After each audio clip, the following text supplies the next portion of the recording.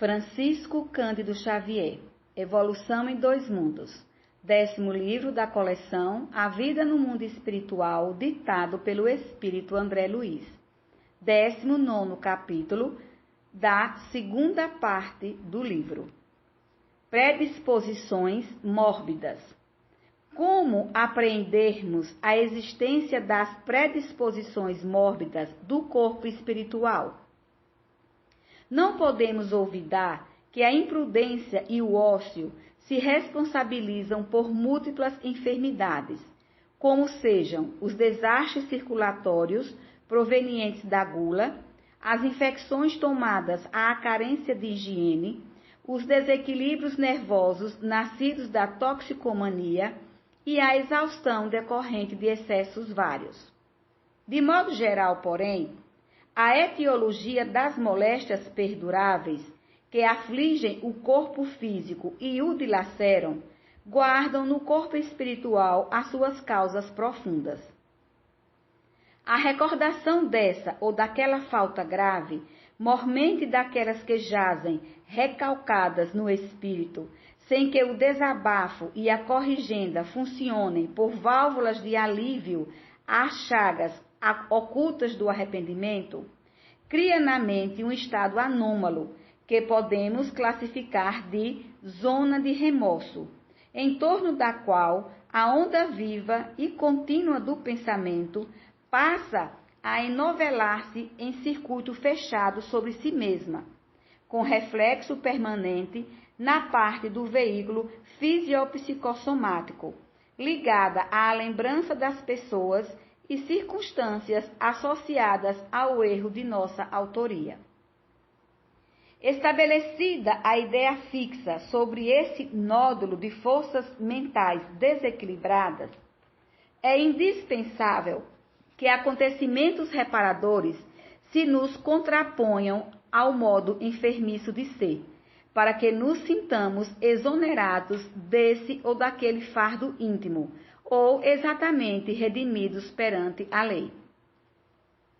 Essas enquistações de energias profundas no imo de nossa alma, expressando as chamadas dívidas kármicas, por se filiarem a causas infelizes que nós mesmos plasmamos na senda do destino, são perfeitamente transferíveis de uma existência para outra.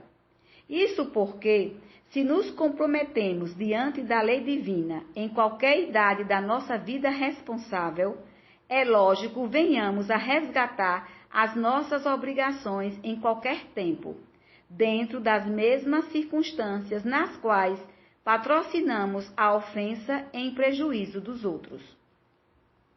É assim que o remorso provoca distonias diversas em nossas forças recônditas, desarticulando as sinergias do corpo espiritual, criando predisposições mórbidas para essa ou aquela enfermidade, entendendo-se ainda que essas desarmonias são algumas vezes singularmente agravadas pelo assédio vindicativo dos seres a quem ferimos, quando imanizados a nós em processos de obsessão.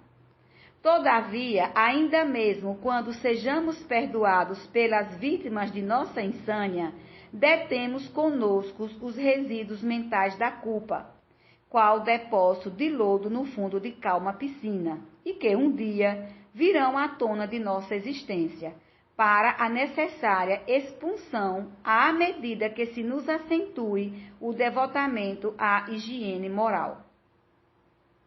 Como pode o débil mental comandar a renovação celular de seu corpo físico? Não será lícito esquecer que, mesmo conturbada, a consciência está presente nos débeis mentais ou nos doentes nervosos de toda espécie, presidindo, ainda que de modo impreciso e imperfeito, o automatismo dos processos orgânicos. Existem parasitas ovoides vampirizando desencarnados? Sim, nos processos degradantes da obsessão vindicativa, nos círculos inferiores da Terra, são comuns semelhantes quadros, sempre dolorosos e comoventes pela ignorância e paixão que os provocam. Como entenderemos o mecanismo de atuação da justiça superior nos casos de endemias rurais, em que as populações inteiras são assoladas periodicamente pelas mesmas doenças? As endemias são quase sempre doenças que graçam numa coletividade ou numa região, dependendo de causas simplesmente locais.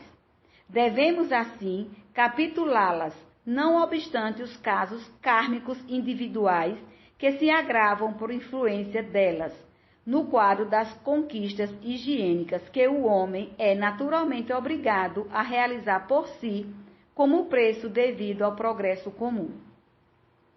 No estado comatoso, onde se encontra o psicossoma do enfermo? Junto ao corpo físico ou afastado dele? No estado de coma, o aprisionamento do corpo espiritual ao arcabouço físico ou a parcial liberação dele depende da situação mental do enfermo. Quais os principais métodos usados na espiritualidade para o tratamento das lesões do corpo espiritual?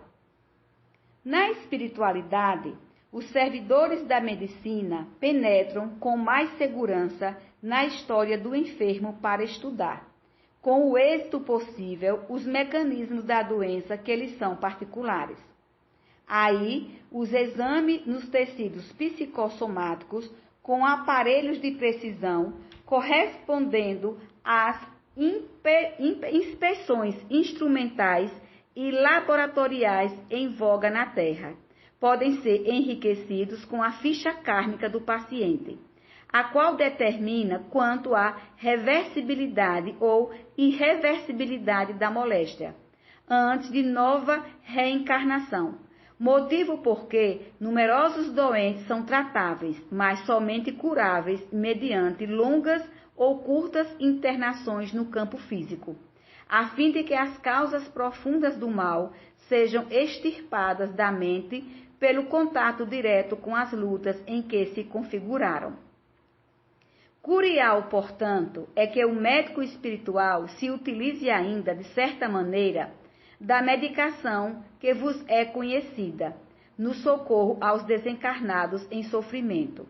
Porque, mesmo no mundo, todo remédio da farmacopeia humana, até certo ponto, é projeção de elementos quimioelétricos sobre as agregações celulares, estimulando-lhes as funções ou corrigindo-as segundo as disposições do desequilíbrio em que a enfermidade se expresse.